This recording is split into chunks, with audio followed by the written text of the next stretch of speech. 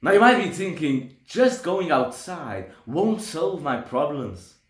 And you're right, it probably won't solve your problems, but it will definitely not make them worse. And it will probably make them easier to solve. Because going outside, taking a walk, being in nature can change your mood almost instantly. And I am 100% sure that the moment you stop consuming so much and go outside, get some sunlight, be in nature, your mental health will start getting better almost immediately.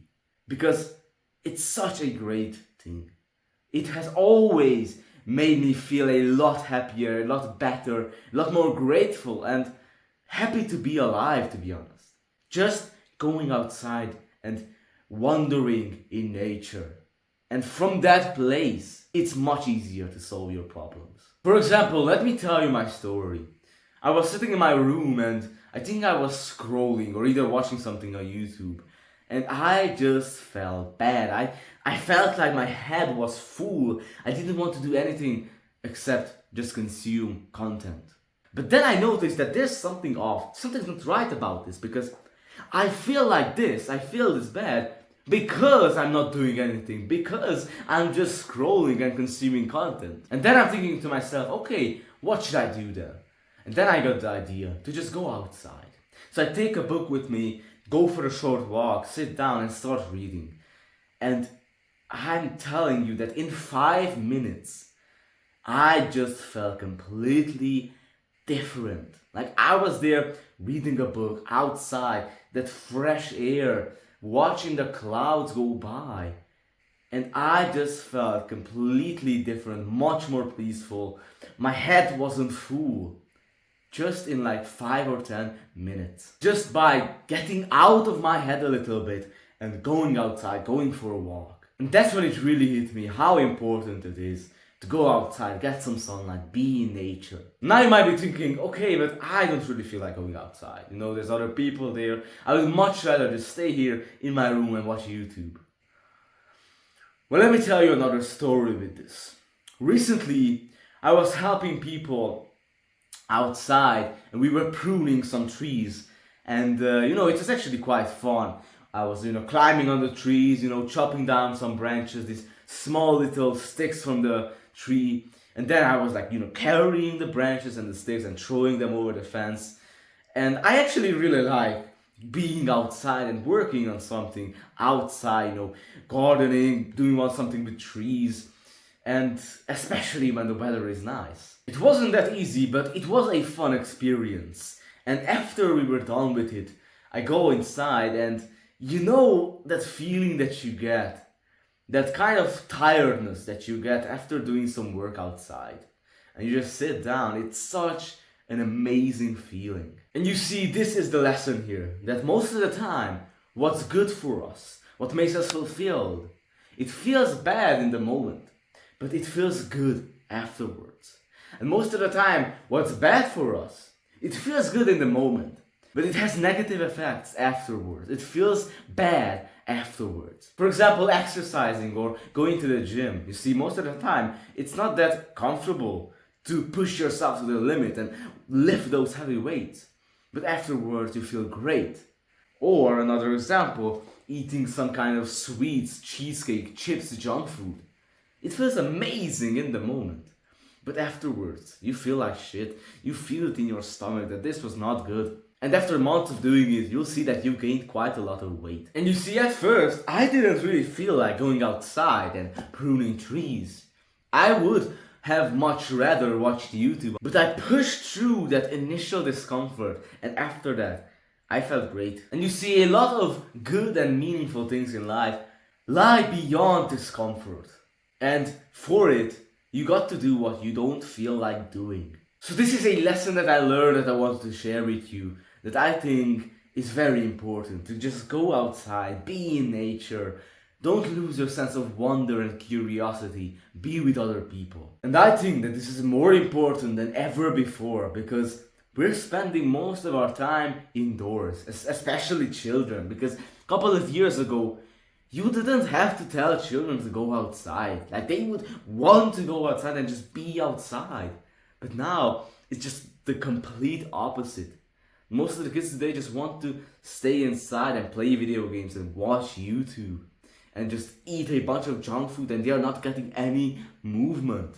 Of course, there are exceptions, but most of our time is spent indoors. We're barely getting any direct sunlight, and you see Andrew Huberman talked about this in his podcast, just how important sunlight is, especially for our sleep, because we have inside us this kind of internal clock called the circadian rhythm, which kind of keeps track of when we should go to sleep and when we should wake up, when we should get energized and when our energy should go down to better be able to fall asleep.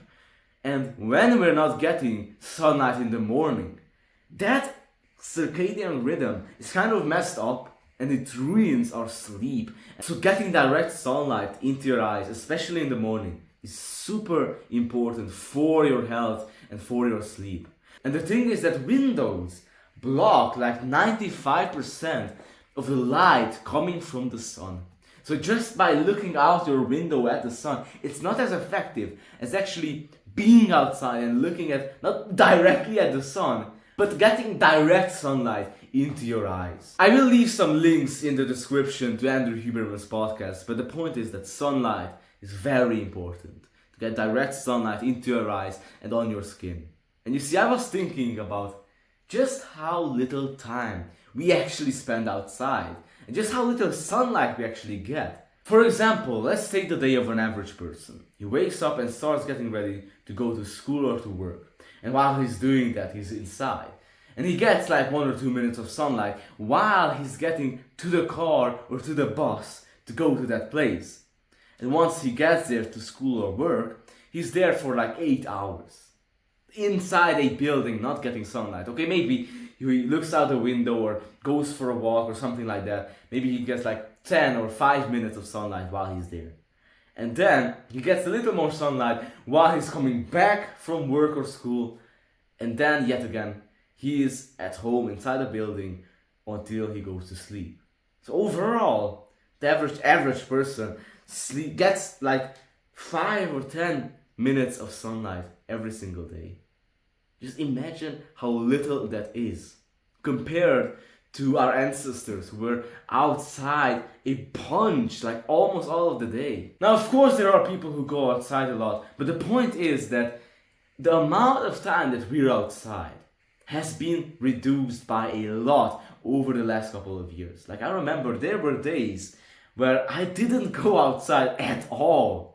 And this probably happened over and over again. I would just stay inside and play video games all day or watch something on YouTube, and that's it. I was barely getting any movement. And that's the life of a lot of people right now. That's the sad thing. A lot of people like spend like 95% of their time in their room, inside a building.